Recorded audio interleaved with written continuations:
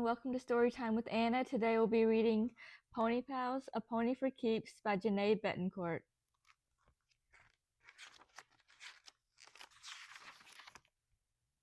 Chapter 1, The Woman in Red. Anna Harley sat tall in the saddle. She looked over her pony's head at her two friends and the trail ahead. Anna loved riding on Pony Pal Trail. This is going to be a great day, she thought. I'm going to have a good time and not think about my problem. Whenever the Pony Pals went out with their ponies, they took turns leading in the lead position. This sunny winter morning, Pam Crandall was the leader on her tall chestnut-colored pony, Lightning. Behind her was Lulu Sanders on Snow White. Then came Anna on her little brown and black Shetland pony, Acorn. The Pony Pals reached a long, straight stretch of trail. Pam moved Lightning into a trot and then a canter. Lulu and Snow White picked up their pace. Anna squeezed her legs against Acorn's side. "Come on, Acorn," she said. "Faster." But Acorn slowed down instead. Anna patiently waited for him to decide whether to keep up with the others.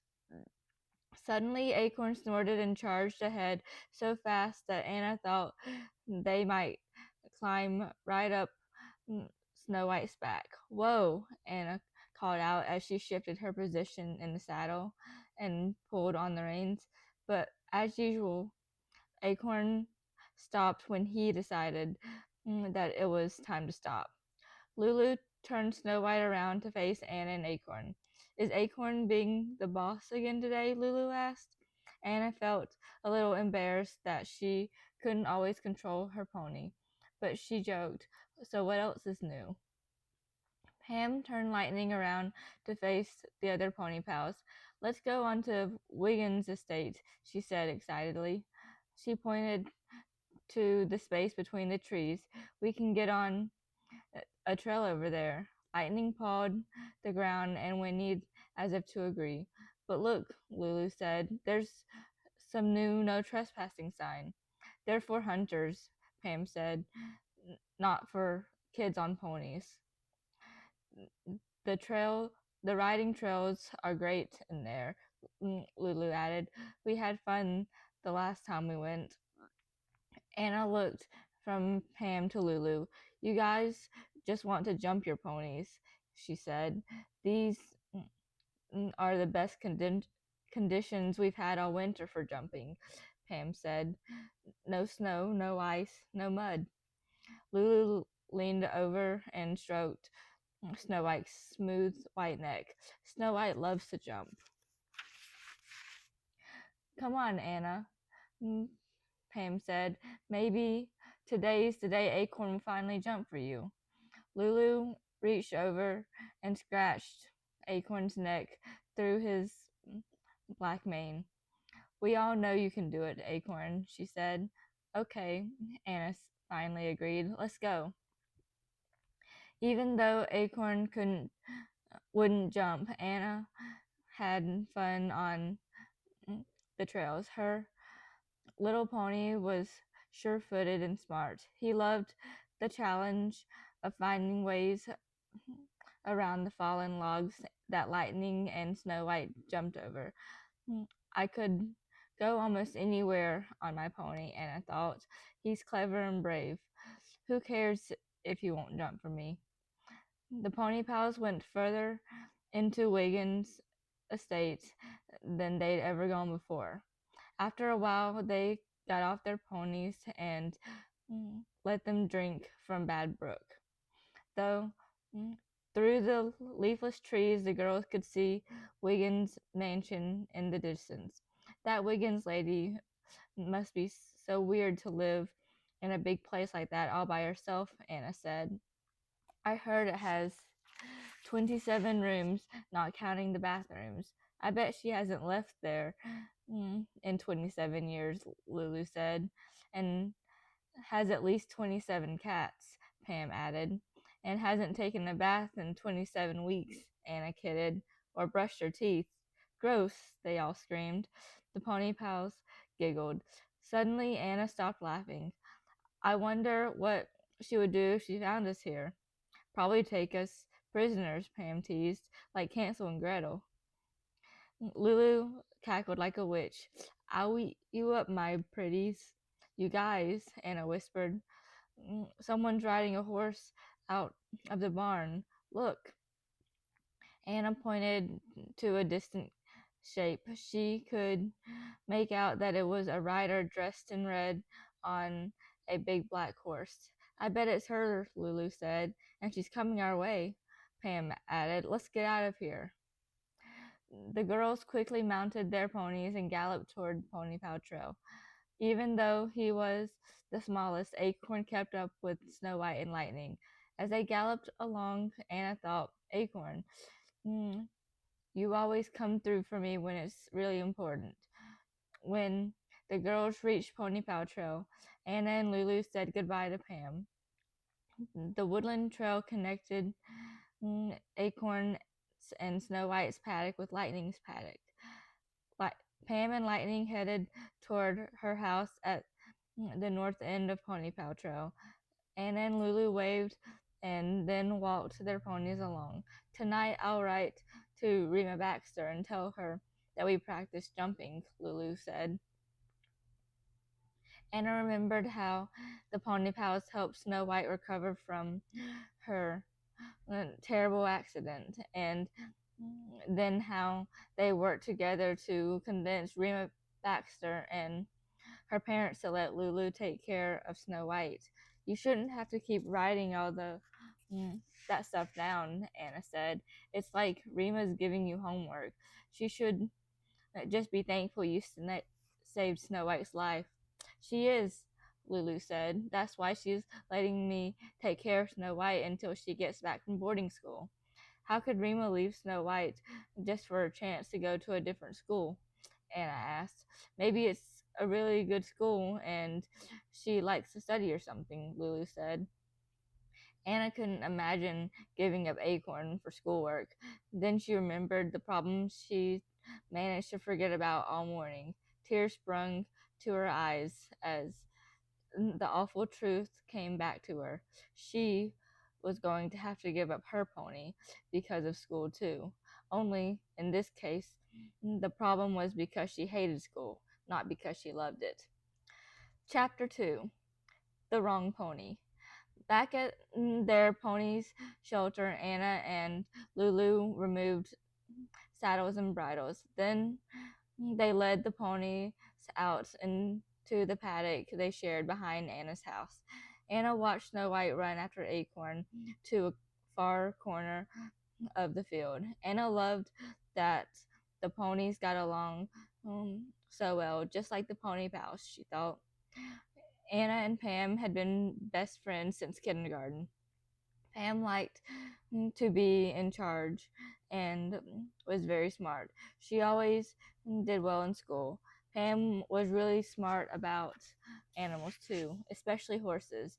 She'd been around them all her life because her dad was a large animal veterinarian and her mother was a riding instructor. Anna thought about her other best friend Lulu. Lulu and her dad lived in England for 2 years. That's where Lulu learned all about ponies and how to ride them. Now Lulu was staying with her grandmother in the house next door. Lulu's father was studying wildlife in the Amazon jungle while Lulu was living in Wiggins. Anna knew that Lulu missed her father a lot. She was really close to her dad, especially because her mother died when she was 4. Lulu wasn't sad though. She was a happy, adventurous person. She loved exploring nature like her father and had great ideas about things to do outdoors. Anna thought about her own parents. Her father built houses, so he got to work outdoors. Her mother worked indoors because she owned a diner and catered parties. Anna was the person in the family who loved animals the most. She especially liked ponies. In the paddock, Snow White and Acorn were nose to nose, sniffing, nibbling, and nickering at one another. Mm. Anna thought the pony pals are three best friends with three wonderful ponies. Now I'm going to spoil it. Look at Acorn and Snow White, Lulu said. It's sad to think they'll be separated when Rima comes back home. They're going to be separated sooner than that, Anna mumbled. Why? Lulu asked. Did your parents say Snow White can't stay here?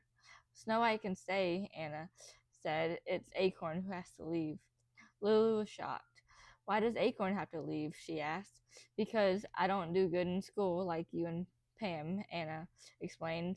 My parents said they won't let me buy Acorn unless my marks go up. When report cards come out, I'll have to give him back to the man we leased him from. You can get better marks, Anna, Lulu said. You're really smart. You get low marks because you don't like to write. Listen, Pam and I will help you get ready for the unit test next week. Anna didn't tell Lulu that no matter how much she studied, she still couldn't get passing grades on tests. She had no trouble understanding what went on in class, but she couldn't do the written work, and she could hardly read a sentence without coming across words she didn't know. Their fifth grade teacher, Mr. Livingston, gave her extra homework in reading and math, but it wasn't working. She still made the same dumb mistakes. Sometimes she got so fed up that she just doodled and made pictures of ponies. Why didn't you tell me about this before? Lulu asked. Pam and I could have been helping you all this time. I don't know, Anna said. I just didn't. That night, as Anna said good night to Acorn, she thought about why she didn't tell Lulu and Pam. She knew it was because she felt ashamed that she couldn't read or write like her friends. Oh, Acorn, Anna said, maybe, just maybe, the pony pals can help me. Anna stroked Acorn's neck. If I study out loud with them, maybe I'll get better marks on that stupid report card. She gave Acorn a big hug tonight. Then I can keep you. Saturday, Sunday morning after chores, Anna and Lulu saddled up their ponies and rode over to Pam's place on Pony Pal Trail. Pam's 5-year-old twin brother and sister, Jack and Jill, were waiting for them. Can I ride Acorn? They shouted together. Anna laughed and told Mrs. Crandall she didn't mind if the twins rode her pony. Thanks so much, Mrs. Crandall said. I'd love to give them a chance to ride. It'll be fun for Acorn, too, said Anna. Mrs. Crandall went to the barn to get 2 riding helmets. A few minutes later, the pony pals watched her and the twins go on the trail with Acorn. Would you like to ride Snow White, Lulu? Asked Anna. Rima said other people should ride her so she doesn't become too attached to me. Rima Baxter's nutty, Anna said, but I'll do it for you. Even though Snow White was quite a bit higher than Acorn, Anna swung easily into the saddle. She adjusted the stirrups to her own height and then rode around the outside of the field. Anna was amazed how responsive Snow White was to her commands. It took only the slightest shift in her weight and a squeeze of her legs to get to move from a walk to a trot to a canter.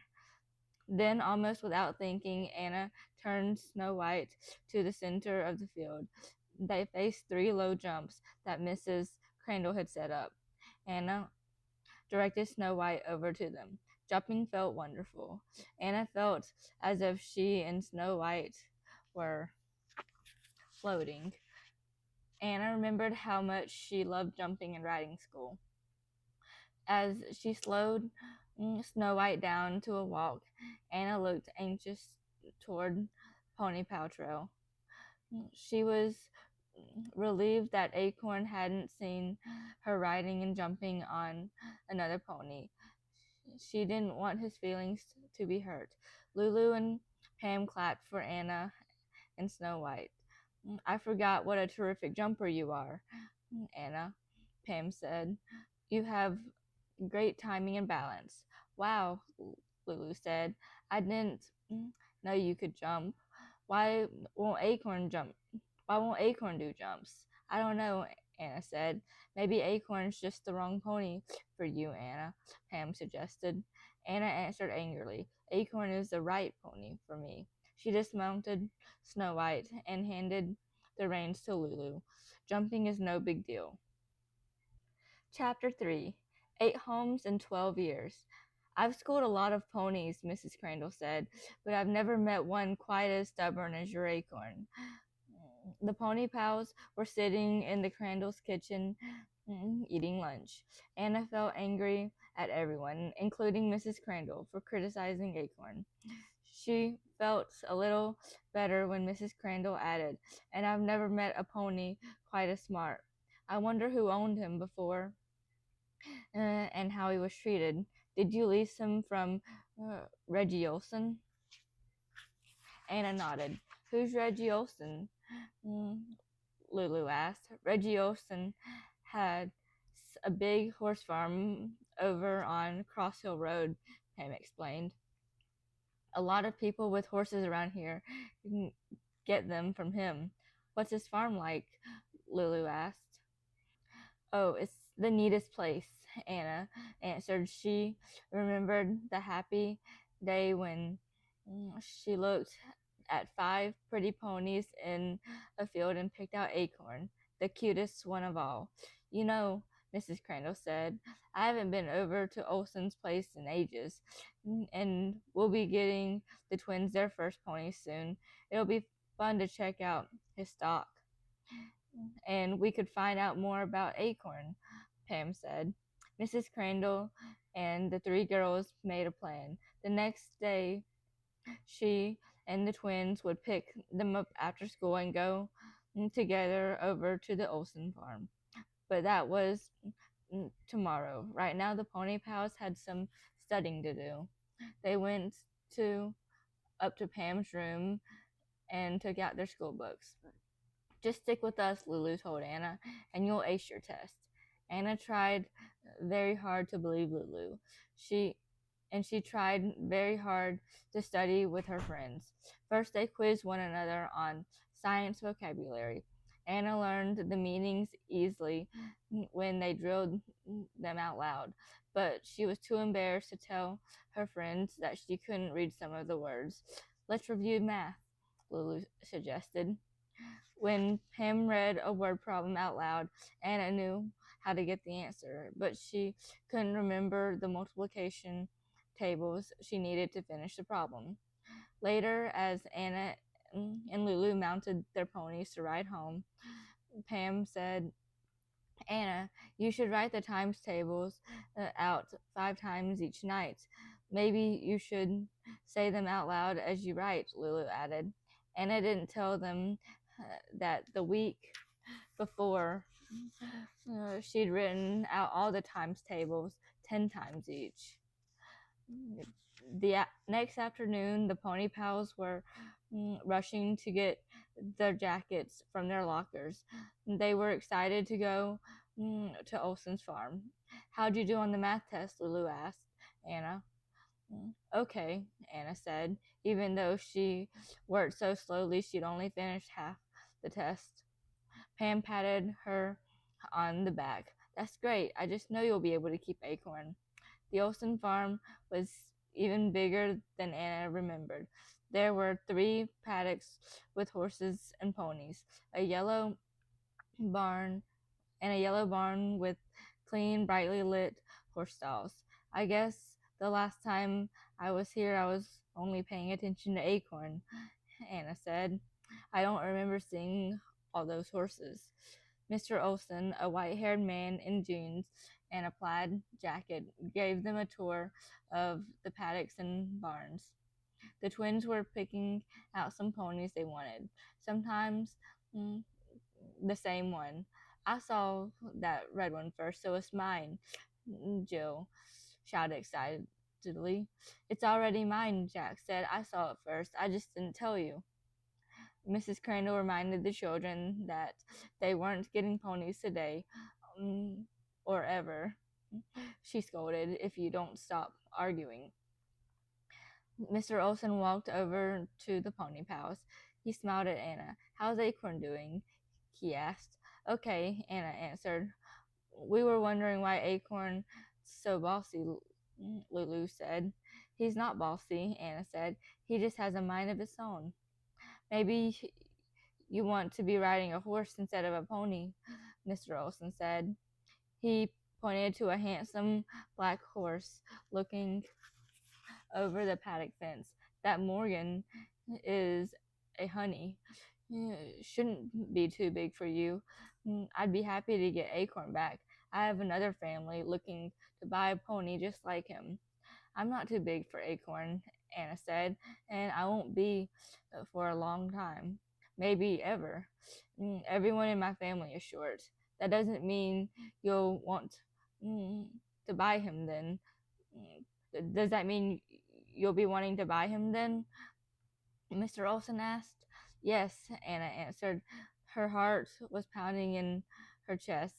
I have to keep Acorn, she thought. I just have to. Well then, Mr. Olson said, I might as well go over to the office and print out the terms of sale. You can take the papers home with you. Save me the stamp. He turned and walked away. Pam signaled to Lulu and Anna that they should go with Mr. Olson. Mr. Olson seemed surprised that the girls were walking alongside him toward the office. Anna had a great I Anna had an idea why Acorn was so strong-willed. Has Acorn had a lot of different people leasing him? She asked Mr. Olson. As ponies go, he said thoughtfully, I'd have to say Acorns had quite a few homes. Didn't anyone ever want to buy him before? Lulu asked. One family bought him a couple years ago, but they moved to a big city and couldn't keep him, so I bought him back. With that, Mr. Olson opened the door to his office. The girls came in behind him. They went over to his computer. This will only take a minute, he said. The three girls watched him type terms of sale on the computer keyboard. Do you have a list of all the people Acorns lived with? Anna asked. I sure do, he answered. I just love computers, Pam said. She winked at Lulu and Anna. Could you show us how you keep the names of all the people who leased or owned Acorn? Mr. Olson liked showing off his computer program almost as much as he liked showing off his ponies and horses. The three girls hovered over his shoulder and watched the screen as he typed Acorn. In a split second, a list of 8 names and addresses appeared on the screen. Even Mr. Olson was surprised at how many names were listed. 8 homes in 12 years, he said. That's a lot of different places for one pony to live. But that Shetland is tough. Anna wondered what it was like for Acorn to have lived in so many different homes and to have had so many owners. They must have all treated him differently, and just when he got used to one family, he'd be moved to another. She saw that her own name and address were at the end of the list. Whose name would come next? Mr. Olson typed again and said, Miss Harley, do you want to buy the saddle and bridle with the pony? Yes, Anna answered. A few minutes later, Mr. Olson printed out 2 copies of the terms of the sale. He put them in an envelope and handed it to Anna. If your parents have any questions, have them give me a call, he told her. As soon as he as soon as they gave me as soon as they give me back a signed copy with a check, Acorn is yours. Anna took the papers. I've got to get good grades on my report card, she thought. I have to keep Acorn. When the pony pals were outside, they tried to remember the list of people who had leased or owned Acorn. All Anna could remember was how sad the long list made her feel. I noticed that only two of the people he lived with were from Wiggins, Pam said. Didn't you guys see? Lulu asked excitedly. Tommy Rand was on the list. Tommy Rand? Anna asked. Are you sure? I'm sure, Lulu said. He leased Acorn 4 years ago. Poor Acorn, Anna exclaimed. The girls talked about Tommy Rand all the way home from Olson's farm. He's the meanest eighth grader, Pam said. The bossiest, too, Lulu added. I hate how he orders us around when he's recess monitor. Acorn hates bossy people, Anna said. Maybe he was nicer when he was younger, Lulu suggested. Or nicer to animals than people, Pam added. I meet lots of people at our animal clinic who are like that. I doubt it, Anna said, but I have to find out for sure. Chapter 4. What Tommy Rand Said. The next day, as the three pony pals slowly moved along the school cafeteria line, Lulu whispered into Anna's ear, There he is. Anna looked up to see the tall, mean-looking Tommy Rand walking across the cafeteria with a lunch tray. She was scared, but she was determined to find out how Tommy Rand treated Acorn. Anna reached Tommy Rand as he sat down at a table the other eighth um, with the other eighth grade boys. Hi, she said. She held up her notebook. I'm Anna Harley. I'm doing a report on kids and their animals. I would like to interview you. Why me? Tommy Rand said. Ask someone your own age. Anna persisted. I know you had a Shetland pony when you were in the 4th grade.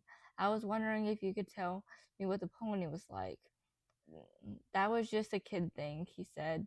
I don't even remember his name. Anna was so shocked at this that she blurted out, Don't you miss him? She realized that Lulu and Pam were now standing next to her. Her friends made her feel more confident. His name is Acorn, she told Tommy Rand. Did he ever jump for you? Lulu asked. Why did you send him back to Mr. Olson? Pam asked. Why didn't you keep Acorn? Were you too lazy to take care of him? Get lost, Tommy Rand said. The 8th grade boys were laughing so hard that the lunchroom teacher had to come over to quiet them down. But by then, the pony pals were boldly marching to the 5th grade table on the other side of the room. Anna didn't care that everyone was staring at them. All she cared about was that she had to pass her science test that afternoon. No matter what, she had to protect Acorn from ever having to be around another kid like Tommy Rand. Even while they ate, Pam and Lulu helped Anna review the science lesson on parts of the flower. After dinner that night, Anna told her mother, I'm going out to check on the ponies. You better get to your homework, her father said. Anna held up a folder and a flashlight. I'll study out there, she said. Don't you think you'll be able to concentrate better in your room at your desk? Her father asked. Just remember, her mother warned, if your grades haven't gone up, no more pony. Anna's older sister, Tammy, looked up from her magazine. Can't you guys just leave her alone? Maybe she's doing the best she can. I doubt it, her father said. He put his arm around Anna and gave her a hug. I know this girl. Her brain's as good as yours and her brother's. All my kids are smart. Anna's too easily distracted and draws when she should be writing. Seems to me that Acorn is the biggest distraction of all. Anna wiggled away from her father's hug and went toward the back door.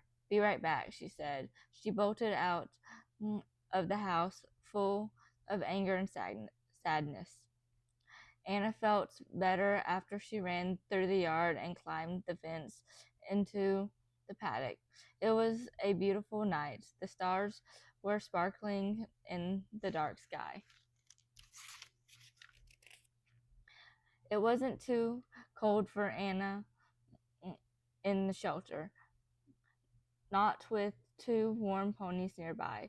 She sat on an empty feed bucket. Acorn came right over and nuzzled against her shoulder. "Mm, how you doing, sweet boy?" she asked. Acorn whinnied happily. You're right, she said. I do have a treat for you. She reached into her pocket and gave Acorn an apple. Snow White, who'd been sleeping standing up on the other side of the shelter, woke up and came trotting over to her. Anna laughed. You were sleeping, she told the white pony. How'd you know I had an apple for you? Snow White ate her apple. When she was sure there wasn't any more treats, Snow White went back to the corner of the shelter. Soon she dropped her head and fell back to sleep, but Acorn stayed wide awake and as close to Anna as she could get. Acorn, I do terrible in school. Sometimes I can get a good grade by doing oral reports or art instead of essays. But even with Pam and Lulu helping me, I don't pass my tests. I can't read good. I know I'm mixing up some of my letters and words, and it's getting harder and harder to fool people about that. Sometimes I can't even read the questions on a test. Acorn whinnied softly, as if to say, I don't understand. Why are you crying?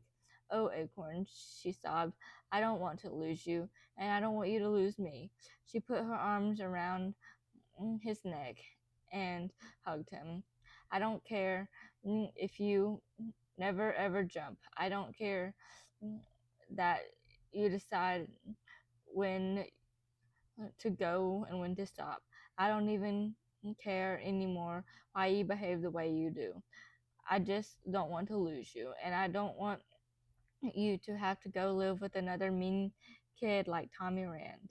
She wiped her tears and opened the folder with the list of spelling words. Anna's Acorn stayed right beside her as she copied the letters of the spelling words over and over. Chapter 5 Anna's Report Card. Monday, 5 minutes before the end of the school day, Mr. Livingston stood at the front of the room with a pile of envelopes in his hands. Come up for your report cards when I call your name, he directed. We'll go alphabetically by last name. Anna's heart was pounding in her throat. She was praying, please, please, let my marks go up. Crandall Pam was the first pony pal to receive her report card. Anna knew that Pam would get all A's, like always, and that her parents would take her out to dinner to celebrate, like always. 3 names later, Mr. Livingston called out Harley Anna. As Anna walked to the front of the room, she thought she could see that Mr. Livingston was disappointed in her. She managed to whisper, thank you, and as he placed the envelope in her open hand. Walking back to her desk, she could feel that there was more than the thin report card in the envelope. She knew from past experience what a thick report card envelope meant. It was a sure sign that she had failed. Inside her report card, there would be a letter to her parents. The letter would ask them to set up a meeting with Mr. Livingston. A few minutes later, school was out. The Pony Pals headed toward Main Street together. When they were out of earshot of other kids, Lulu said, "Anna, you have to open it sometime." Pam tried to sound optimistic. "Maybe the letter is to your mother, asking her to cater something." "Yeah," Lulu agreed. "Or to your dad about doing a building job for Mr. Livingston. It doesn't have to be about you." Anna didn't say anything. Finally, when they were in Lulu's grandmother's kitchen getting a snack, Anna let Lulu open the envelope and look at her report card. "You were right," Lulu told Anna sadly. Pam looked over Lulu's shoulders to see Anna's grades. "We've got to talk to your parents ourselves. We can't let them take Acorn away from you." "We didn't have enough time to help you," Lulu complained. "We'll tell your mother that from now on we'll study together every—" Anna interrupted. "Don't you understand? It won't make any difference." She took the report card from Lulu and finally looked at it. She got a C in social studies, C minus in science, D in math, and D in English. The same grades as last time. "I didn't improve in one subject," she said sadly. "And my parents said if I didn't get better grades, I couldn't keep Acorn. They never ever go back on their words." "But Anna, you got an A in art," Pam told Anna, "and Mr. Livingston wrote lively participant in class discussions, eager to learn next to your social studies grade. And you had perfect attendance," Lulu said. "Those things should count for something." That evening, Anna waited until her brother and sister had left for a high school basketball game before showing her parents her report card. Anna was nervous when they sat around the kitchen table to talk about her grades. "Well, it's settled," her father said. "The pony goes back to Reggie Olson." Anna had promised herself she wouldn't cry, but still she burst into tears. Now, Anna," her mother said, "maybe in a couple years you can get another pony or a horse." "It's partly our fault," her father said. "We thought having the pony would motivate you to work harder at school, but I see now it's been too much." Her mother reached over and took her hand. "Anna, sweetie, please stop crying. That won't help. I bet Lulu and Pam will be very generous about letting you ride their ponies. After all, Snow White is right in your own backyard." "I'm not crying for myself," Anna said. "I'm crying for Acorn." "But why?" her mother asked. "I'm sure another family will take very good care of Acorn. Besides," her father said that with her father said with a little smile, "That pony knows how to take care of himself." Her mother added, "Remember, we're only doing this for your own good." "Nobody understands," Anna sobbed. "It's awful for Acorn, and it's awful for me." She shoved her chair back from the table, jumped up, and ran out the back door to find her pony. That night, Anna dreamt that she went to Mr. Olson's farm to see Acorn. Mr. Olson told her that he had sold Acorn to Tommy Rand. He handed her a piece of paper with Tommy Rand's address, but Anna couldn't read the address. All the letters on the paper and on the street signs looked jumbled to her. She ran all over Wiggins looking for help, but no one could help her. Anna woke up in the middle of the night, crying and out of breath. Chapter 6 On the Run. The next morning, as Anna and Lulu were putting out fresh hay for their ponies, Anna pretended to cough 4 times. I have a cold, she told Lulu. My mother said I should stay home from school today. Don't worry, Lulu said. Pam and I will come visit you after school. We've got to figure out a way for you to keep Acorn. It's no use, Anna told her. My parents aren't going to change their minds. Back in the house, Anna packed up her book bag and acted as if she were going to school. When she opened the front door to leave, she heard her father say to her mother, I think Anna's accepted that the pony has to go. Instead of walking to school, Anna snuck into her backyard and hid in the bushes. Along the edge of the paddock, Acorn came galloping over to greet her. She whispered to her pony, I'm going to spend all day with you. Anna watched from her house. First, she saw her brother and sister get on the school bus that would take them to Eleanor Roosevelt Regional High. Next, her father backed out of the driveway in his red pickup truck. Finally, Anna saw her mother walk down Main Street toward her diner. Now that she was sure her family was gone, Anna snuck back into the house and packed up some water and food. She left plenty of room in her saddlebag for Acorn's favorite oats. Back in the paddock, she prepared Acorn for a ride. While she worked, Snow White stood by watching. When Anna led Acorn to the gate at the beginning of Pony Paw Trail, Snow White mm, walked along beside them. Finally, Anna and Acorn were on the trail side of the gate. Snow White remained on the paddock side. Anna mounted Acorn and said, Let's go. Acorn stood still. What's wrong? Anna asked.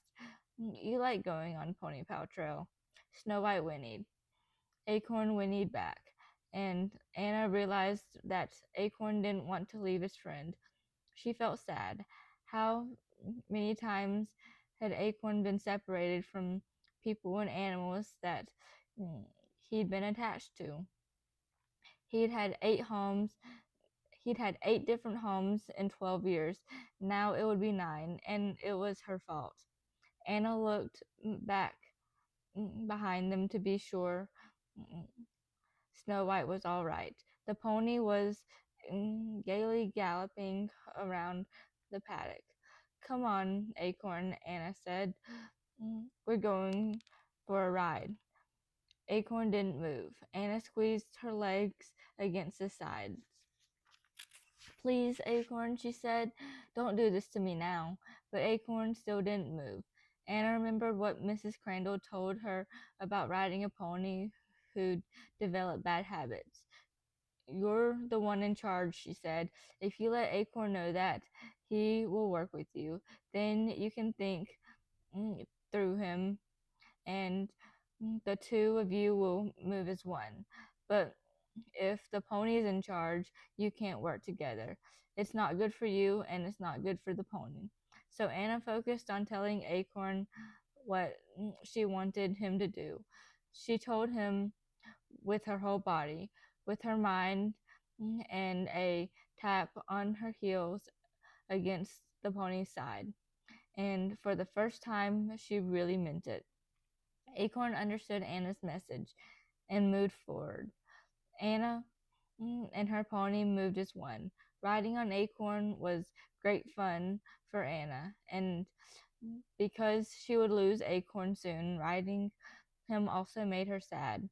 When they'd cover about half of Pony Paw Trail, Anna said, Acorn, you are really the most perfect pony. We're riding better than we ever have. And today you're going to jump with me, too. Anna knew that if she wanted to, mm, Anna knew that if she went to the Crandalls to jump, Dr. or Mrs. Crandall would be sure to see her. They would want to know why she wasn't in school. There was only one place for her to mm, go to jump with Acorn. Anna used the reins to tell Acorn that she wanted to turn left onto the Wiggins estate, and they did. Remembering the no trespassing sign and the Wiggins witch, she thought, I won't go far. Just the two of just to the two fields with the low stone wall between them. That will be perfect for jumping. Minutes later, she was directing Acorn into the open field. She checked both sides of the low stone wall to be sure the ground was free of snow and rocks. Then she trotted Acorn a good distance away. She moved him into a canter toward the low wall.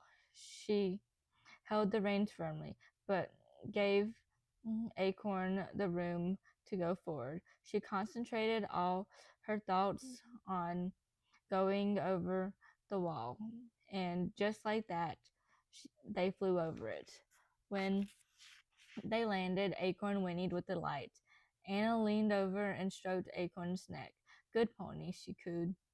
They were getting ready for their third jump when Anna saw something moving in the woods beyond the field. In a second, she saw more clearly. It was a rider in red on a black horse, the Wiggins witch. Anna turned Acorn around. They had to get out of there. Hey, the rider's voice called out. Anna squeezed her leg against Acorn's side. Let's go, Anna ordered. They rode like the wind across the open field. Before Anna and Acorn reached the middle of the field, Anna heard the pounding hooves behind her. The sound grew louder and louder as the hooves came closer and closer. A big black horse pulled up alongside Acorn. Stop, a sharp voice ordered. It was the Wiggins witch. Chapter 7. In the Wiggins mansion. Anna had no intention of stopping. She wanted to get mm, away from the woman in red, but Acorn, curious about the horse who'd come up alongside him, suddenly stopped. Anna pitched forward, almost over her pony's head, then fell back in the saddle. She looked up to see the Wiggins witch, turning her horse sharply around to face her and Acorn. I'm sorry, Anna stuttered breathlessly. I promise I'll never come here again. The big black horse pranced around excitedly from in front of them. My goodness, child, the woman was saying, I frightened you. I'm so sorry. When the black horse finally stood still, Anna could see that the woman had a kind face. She didn't look at all like she'd locked herself indoors for 27 years with 27 cats and no toothbrush. I was so surprised to see a child out here, she said. At first I thought you were one of those hunters. They'd been a terrible nuisance. Then I saw it was a child and a pony, and I was, well, quite surprised. Are you all right? Anna nodded. The black horse, which was twice as big as Acorn, bent his head to sniff Acorn's breath. Acorn sniffed back. Your pony mm, is a very your pony is very dear, the woman said. A pony is a wonderful thing to have. Do you know I still have my childhood pony? His name is Winston. With that, Anna started to cry. The woman looked sad. Why, what's wrong? She asked. I'm sorry if I frightened you. Is that why you're crying? Anna shook her head no. Now that she heard the woman's kind voice, she was no longer afraid of her. What made her cry was the thought that she couldn't keep Acorn forever like the woman had kept her pony. Come, the woman directed. Let's walk our horses around the field. The walk will do them good after our chase. We'll go side by side if you want. We'll go side by side. If you want to tell me why you're crying, that's fine. If you don't, that's fine too. The smooth motion of Acorn's walk under her calmed Anna down. For the first half turn around the field, they didn't speak. Finally, the woman broke the silence by saying, "Seeing you on your pony is bringing back such happy memories of my rides on Winston in these very fields. You know, you're never too old for a pony. I still go out with Winston. I harness him to a cart and drive him. When there's enough snow, I drive him with a sleigh. It's all great fun.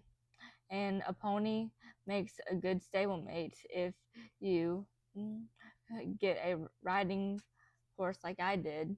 She looked over and smiled at Anna. "By the way," she said, "my name is Wilhelmina Wiggins, but my friends call me Willie, and my horse is named is called Picasso." Anna smiled back. "My name is Anna Harley," she said, "and this is Acorn, but I can't keep him the way you kept your pony." While they took a second turn around the big field, Anna told Wilhelmina Wiggins her whole sad story. After hearing the story, Mrs. Wiggins said, "Our horses need a rest and something to drink. You and I could use the same. Come up to the house with me and we'll take care of all of us." At the Wiggins stables, they gave their horses water and hay. Then they led them to the paddocks. Picasso joined Winston, and Acorn was put out in an adjoining paddock. The old gray Shetland mm, and Acorn ran right up to the fence that separated them and whinnied friendly greetings. Picasso pranced about proudly as if to say, "I knew you two would get along." As Anna and Miss Wiggins walked toward the mansion, Anna said, "Do you really live here all alone?" "Yes, indeed," Miss Wiggins answered. "I admit it's a lot of house for one person." She opened the front door. "Come on in." Anna stepped into an entranceway as big as her living room at home. Facing her was a winding pink marble staircase, a painting hanging on mm, the wall caught Anna's eyes. It was the biggest, most beautiful painting she'd ever seen. Anna knew right away that the picture was a summer view of the fields where she and Miss Wiggins had just been riding. Anna also recognized the black horse and the gray pony that were galloping across the painted field. She was breathless as she stared into the painting. It looked both real and unreal at the same time. Anna knew she'd never mistake the painting for a photograph, but she could still imagine herself walking right into the picture, like in the most wonderful dream. Miss Wiggins stood beside her. "You like my painting?" Anna whispered. "It's beautiful. One of the reasons I keep this place is because I love drawing and painting the landscape so much." "I like to draw," Anna said, "but you're a real artist." Miss Wiggins laughed. "I have a feeling that you're a real artist too, Anna," she said. "While I start lunch, why don't you call your parents and tell them where you are?" She pointed to a low cabinet to her left. "There's a telephone over there." Anna answered shyly. "They think I'm at school. I cut today." "I see," Miss Wiggins said thoughtfully. "I guess you'd rather deal with that later, then." Anna nodded.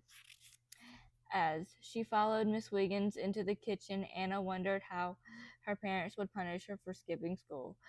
"What difference does it make?" she thought. "They've already given me the worst punishment. possible. They are taking away Acorn. Chapter 8. More visitors. The big kitchen windows gave Anna and Miss Wiggins a good view of the two ponies and Picasso. Anna was glad to be eating Mrs. Wiggins' delicious soup in the warm kitchen, and she liked talking to Miss Wiggins. Miss Wiggins told Anna that she hadn't been a good student either. I had an impossible time with spelling, Miss Wiggins said. Even now I make spelling mistakes. Same with me, Anna said. Then Miss Wiggins asked Anna a lot of questions about how she learned and how she solved problems. Miss Wiggins listened thoughtfully to Anna's answers. Anna, I think you are dyslexic, just like me, she said. That means you're very smart, but you reverse or rearrange letters. How come you know all this stuff and my teachers don't? Anna asked. You're probably so clever that you fooled them into thinking you can read better than you do, Miss Wiggins answered. I haven't fooled Mr. Livingston, Anna said.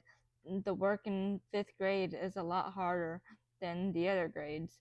A good tutor would be a great help to you, Miss Wiggins said. "Mm, Though I don't see how taking your pony away will help. That's just going to make me sad," Anna said. After cookies and milk for dessert, Miss Wiggins led Anna up 2 flights of winding marble staircase, down the hall, and into a large room with windows on the ceiling. Anna loved the room immediately. This is my art studio, Miss Wiggins said. Anna slowly walked around the studio. There was so much that interested her, she didn't know where to go first.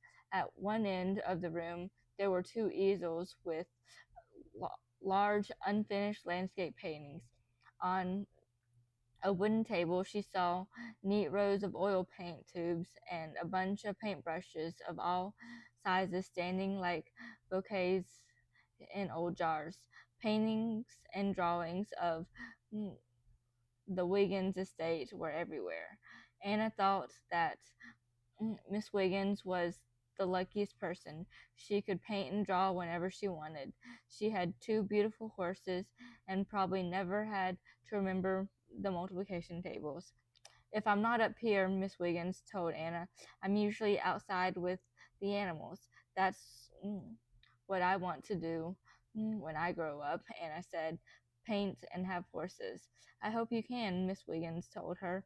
But for now, I wish you could get your teachers and parents to understand your difficulty with schoolwork. Have you ever talked to them the way you talk to me? You know, explaining how you learn and what your problems are? I only told Acorn, Anna said. I think you should try hard to explain the situation to your parents and your teachers, Miss Wiggins said. Miss Wiggins walked toward the window and looked out. My goodness, she exclaimed, more children on ponies coming this way. It's turning out to be a very social day. Anna ran to her side. Through the window, she saw her pony pals galloping toward Wiggins' mansion. I bet I bet you know those girls, Miss Wiggins said. We're all best friends, Anna told her. They must be looking for me. Miss Wiggins smiled. Well, she said, I suppose we should invite them in. As they ran down the curving staircase, Anna thought how smart and brave her friends were to trail her to the Wiggins mansion, and how frightened they must be of Miss Wiggins. So when Miss Wiggins opened the door, Anna blurted out, It's okay, she's nice. Pam and Lulu knew what Anna mm, said was true because Miss Wiggins had a warm and friendly smile. Soon there were 2 more ponies in the paddock outside the kitchen window, and two more girls around the kitchen table eating cookies and drinking milk. Pam and Lulu explained what happened after school, and they went to Anna's house to see how she was feeling, and no one was there. Then they went out back and saw Acorn was in the paddock. We were afraid he had already gone back to Mr. Olson's, Pam said. Then we saw all the hoof prints and footprints in the patches of snow leading to the trail. We knew you'd gone out with Acorn. Did you tell my parents? Anna asked fearfully. Oh no, Lulu exclaimed. We thought you ran away. We wanted to find you and bring you back before they found out. We tracked you by following Acorn's hoofprints. Aunt Pam grinned at Anna. Acorn finally jumped with you, didn't he? Yup. Anna beamed twice. "Mm, We figured that out too," Lulu told her, "but we were real scared when we saw there were two different sets of footprints. Did you think some mean bad person had kidnapped her?" Miss Wiggins asked. The three girls sheepishly smiled at one another. Sort of, Lulu admitted. After Anna and Miss Wiggins congratulated Pam and Lulu on their detective work, Miss Wiggins wanted to know all about the girls and their families. Each girl told her where she lived and where her parents worked. Miss Wiggins said that she knew Pam's father because he was her veterinarian. She also knew Anna's mother because they had gone to Wiggins Elementary together. And I dropped by her diner once in a while, she told Anna, for a little chat and one of her chocolate brownies. But all but of all the parents, Miss Wiggins was most interested in Lulu's father. He travels all over the world studying wildlife and writes about it, Lulu explained. Sometimes I go with them, but not this time. He's in the Amazon jungle, and I'd missed too much school. That's why I'm staying with my grandmother this year. She has a beauty shop on Main Street. When I wore my hair short, I used to visit your grandmother's salon more often, Miss Wiggins said. I like your hair just the way it is now, Anna told her. The other girls agreed that Miss Wiggins' long black hair looked nice. Before they left, Miss Wiggins told Pam and Lulu that she thought that Anna was dyslexic and explained what that meant. I bet you three girls can work together to help her keep Acorn, Miss Wiggins smiled. We'll try our best, Lulu said. We've solved lots of problems together, Pam added. When the pony pals were back on their own trail, it was time for Anna and Lulu to say goodbye to Pam. Miss Wiggins gave us an important clue about why you have trouble with schoolwork, Pam said. Now it's up to us to do something about it. Tomorrow morning, let's meet before school starts and come up with a plan. Each of us should write out an idea of how Anna can keep Acorn, Lulu added. The Pony Pals decided to meet the next day at 8:15 when the school building opened for early students. But that afternoon, as Anna rode Acorn home along the trail, she wondered if her problems weren't too big for the Pony Pals. Chapter 9. 3 Ideas Too Late. The next morning at 8:15, the custodian opened the doors to Wiggins Elementary. The Pony Pals went in and walked down the hall together. Did you get into trouble for cutting school? Pam asked Anna. Yeah, she answered. My mom found out and she called Mr. Livingston to make an appointment to talk about me. Anna remembered the sad look on her mother's face, and my dad said I cut because of Acorn. He said that it just proves I shouldn't have a pony. Don't worry, Pam told her. We're going to help you. The girls put their coats in their lockers, sat down on the floor, and took out their notebooks. Okay, Lulu said. Who's going first? How about you, Pam? Pam read. Tell Mr. Livingston that we think Anna has dyslexia. And that he should give her a special test. Also, get him to tell Anna's parents all about dyslexia. That's perfect, Lulu said.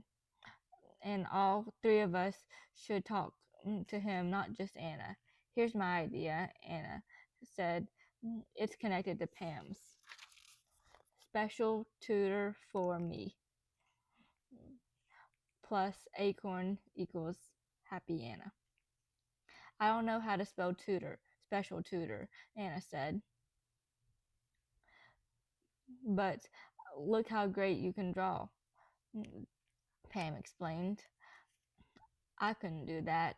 That's what Miss Wiggins meant by different brains work in different ways. Just the same, Anna said, I want to be able to read and spell better. And getting extra homework isn't enough help. Miss Wiggins said I need a tutor. I wouldn't mind studying a lot if I could keep Acorn. That's where my idea comes in, Lulu said. She read from her notebook. I will do Anna's pony chores so she has more time to study. It's only fair because I've been boarding Snow White at the Harleys for free. Anna smiled at Lulu. Thanks, she said, but only if I really don't have time to do the chores myself. That's a great idea, Lulu, Pam said. Anna agreed. My parents are always saying that doing Acorn's chores takes up too much of my time, but if Lulu's doing the work, they can't use that as an excuse for taking him away from me. The Pony Pals decided to put Pam's plan into action first. They rushed off to their classroom to talk to Mr. Livingston before the school day began. The three girls told Mr. Livingston that they thought Anna was dyslexic. He said that he thought the same thing when he analyzed Anna's scores on the standardized reading test. That's why I've asked your parents to meet with me, he told Anna. I need their permission to have you tested. If you're dyslexic, we'll have no trouble getting a specialist to work with you a couple afternoons a week after school. He leaned forward over his desk and spoke in his most serious teacher voice. But Anna, you're going to have to put in some hard work. I will, Anna said. I promise. I want to do better in school, but I want to be able to keep my pony too. Mr. Livingston said that all he could do was explain what dyslexia was to Anna's parents and arrange for extra help. Can't you tell them that it's not her fault, that she's not getting good grades? Pam pleaded. Absolutely, he said. He looked down at his appointment book. I'm seeing them Friday morning before school. The warning bell rang, signaling that kids in the hall should go to their homerooms. Now the other kids would be coming into the room. Mr. Livingston, Lulu said, Friday is 2 days away. You've got to talk to Anna's parents before then, or Anna might lose Acorn. Please, please, please. Couldn't you call them up or something? Pam asked. The sooner the better, Anna added. Now there were 20 other kids in the room. They were talking to one another and yelling good morning to Mr. Livingston. I'll see what I can do, Mr. Livingston said. Now go to your places. Before the Pony Pals separated to go to their seats, they exchanged smiles. Their first idea had worked out great. After school that day, the Pony Pals headed over to Anna's house. Their next step was to tell Miss Harley all about what Miss Wiggins and what Mr. Livingston said about dyslexia. As they ran down Main Street toward Anna's house, Pam said, Lulu, don't forget to tell Anna's mother how you'll do a lot of chores for Acorn. They ran up the outside stairs to the back door. Pam got there first. Anna, she said, the door is locked. Is this one of the afternoons your mother works at the diner? Anna couldn't answer. She was standing on uh, the landing staring out at the pony paddock. For a few seconds, she didn't say anything. When she finally spoke, it was a low whisper. Acorn's gone. Pam and Lulu could see in a glance that Snow White was all along in the back paddock, in the backyard paddock. Anna had tears running down her cheeks. They didn't even let me say goodbye.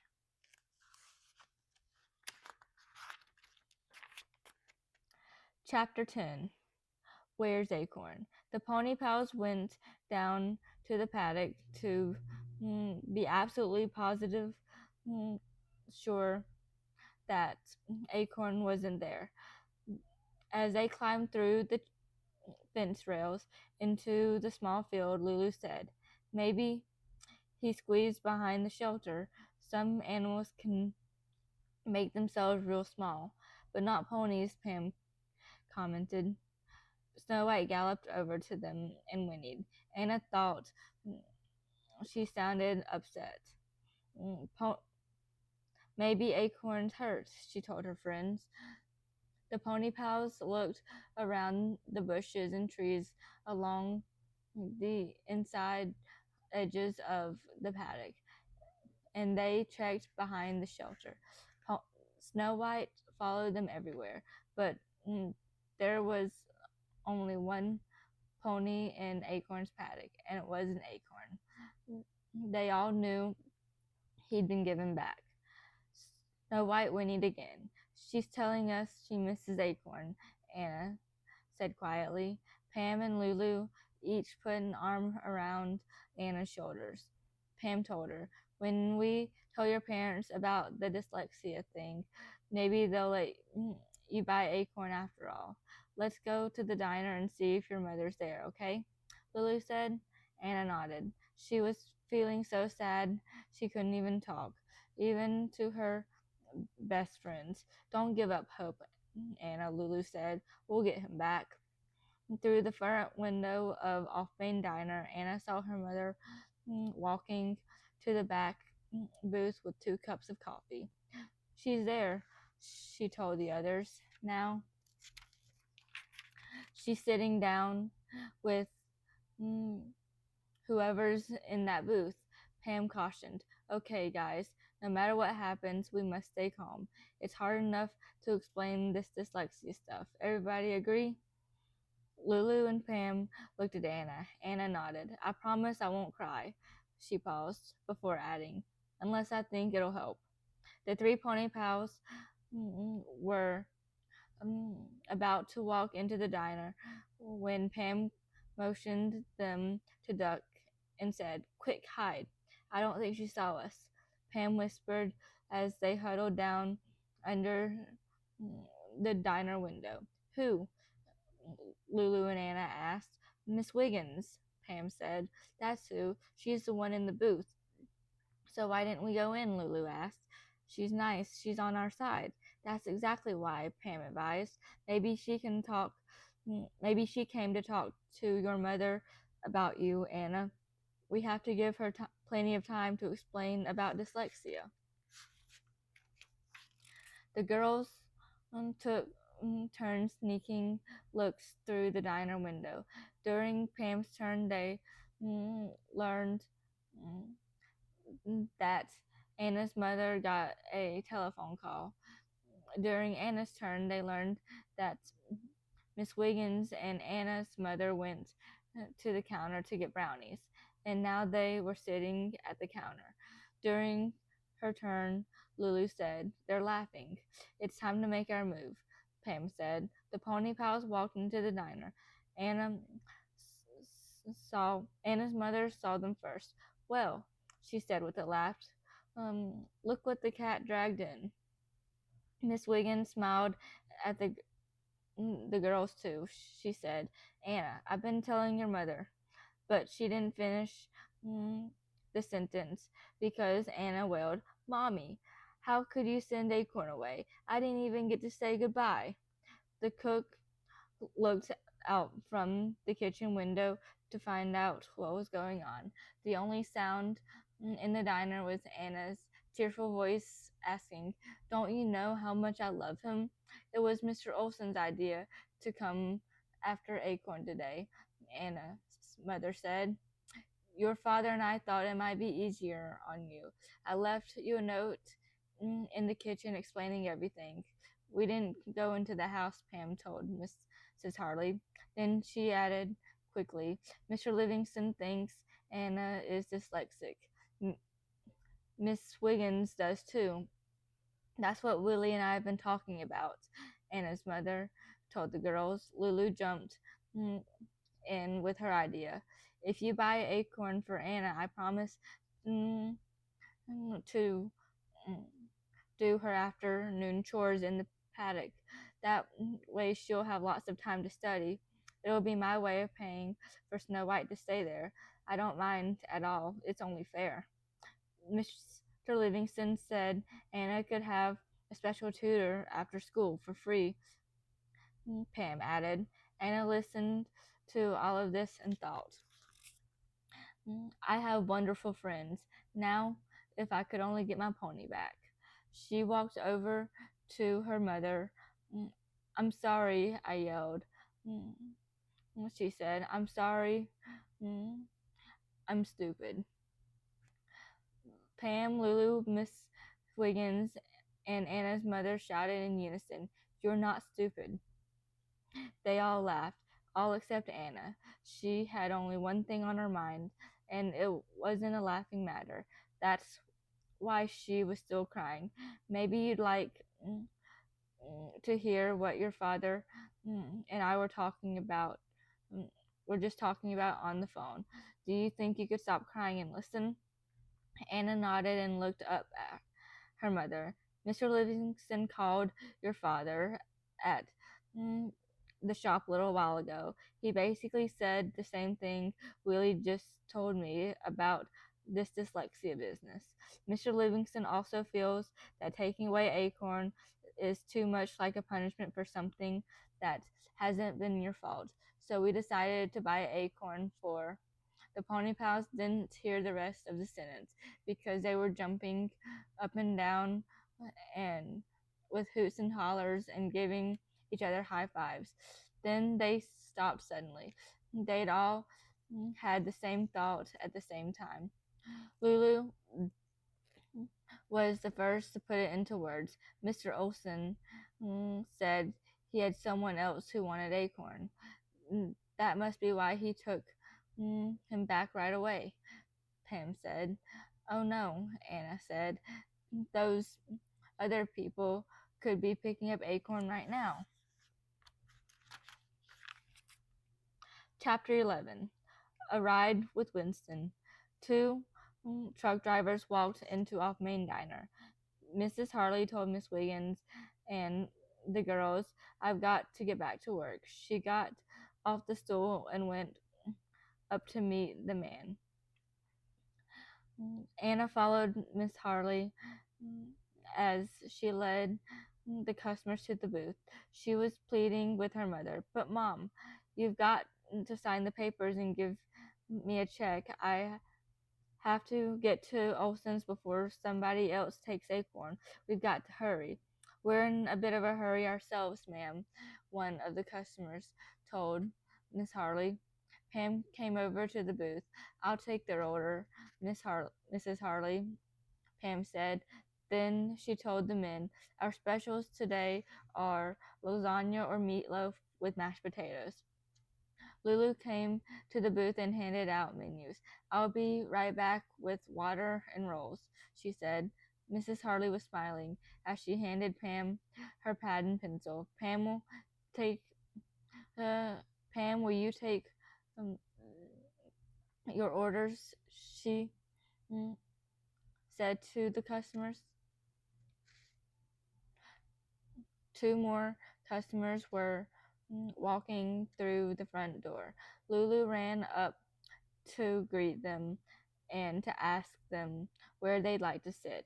As Anna followed her mother back mm, to the counter, she slipped off her backpack and unzipped it. I have the sale paper right here, she told her mother. She pulled out the page that Mr. Olson had given her and put it on the counter. Just sign it and make out a check, okay? Miss Wiggins handed Mrs. Harley a pen. As her mother carefully read the page, Anna remembered her nightmare. What if Mr. Olson already sold Acorn to someone else? Finally, her mother signed the document and made out a check. Now, she said, I'd better get back to work. How will you get to Olson's farm? I can drive her, Miss Wiggins offered. Do you know where it is? Anna asked. I do, Miss Wiggins answered. Mrs. Harley went back to her customers, and Pam and Lulu followed Miss Wiggins and Anna. When they were outside, Miss Wiggins turned to them and said, I'm afraid I only have room for Anna. She smiled at Anna. I'm glad you're small. The Pony Pals exchanged questioning glances. How could Miss Wiggins have a car so small that Anna's size would make a difference?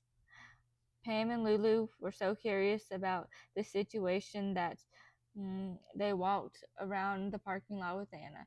A pony's neigh greeted them. There in the fenced-in area behind the parking lot, the Pony Pals saw Miss Wiggins' pony Winston. The pony cart stood in a parking space near two big trucks. Don't worry, Miss Wiggins told Anna as she hitched Winston to the cart.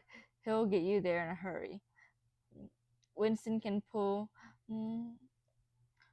Winston can put on the steam when I ask him to. Besides, I know an old trail that's a shortcut to Olson's. Anna enjoyed the pony cart ride so much that for a few minutes she forgot mm, that they might be too late to get her own pony back. And when Miss Wiggins let her take the reins on an easy part of the trail, Anna imagined herself years from now with Acorn pulling her in a cart. When they got to Olson's, Miss Wiggins drove Winston right past the parking area and over the field toward the barn. She told Anna, this is one of the great advantages of a pony cart. You don't always need a road. But Anna wasn't paying much attention to what Miss Wiggins was saying. She was checking out the paddocks to see if Acorn was among Olson's dozen or so horses and ponies. He's not here, she told Miss Wiggins. Well, maybe he's in the barn, Miss Wiggins said. Look, there's Reggie Olson. Anna saw he was standing in front of the barn. He waved at them and called out, Hey, hey, Willie, you ready to sell me that old pony? When they reached Mr. Olson, Miss Wiggins told Winston, Whoa. She smiled at Mr. Olson. Reggie, you know I'll never sell Winston. I've brought my young friend over to buy her pony. Mr. Olson slapped his thigh happily and exclaimed, The Harley girl. I knew you'd be wanting something bigger than that Shetland. And lucky for you, young lady, I still have that Morgan. Anna jumped out of the cart.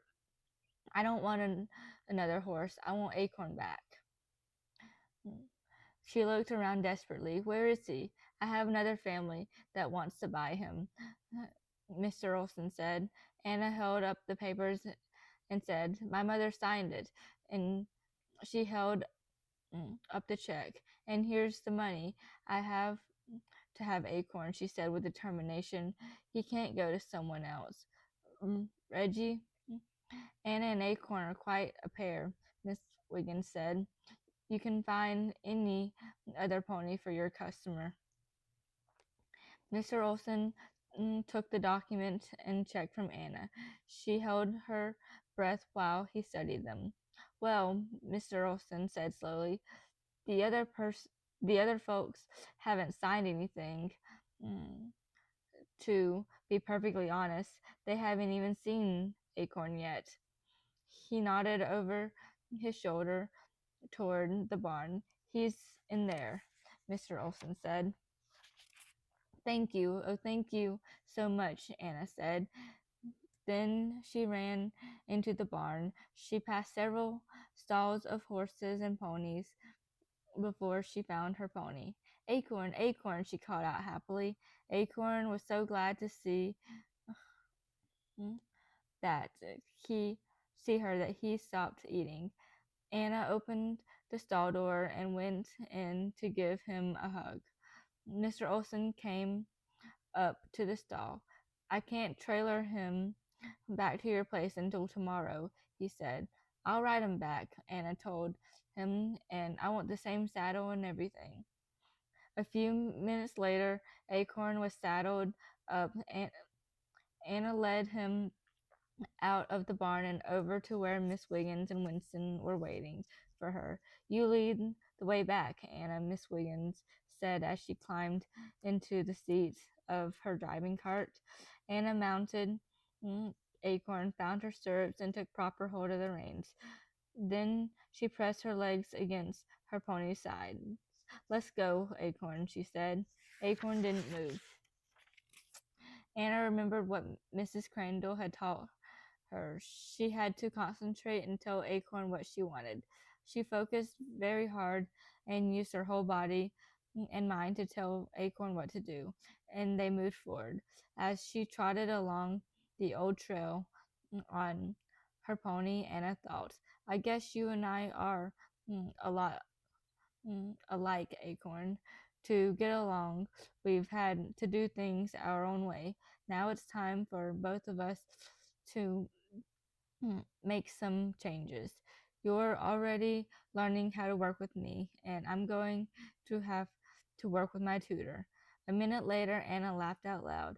Acorn was hers for keeps, and now she knew that no matter how big she got, with a pony cart, she could ride him forever, just like Miss Wiggins and Winston behind her.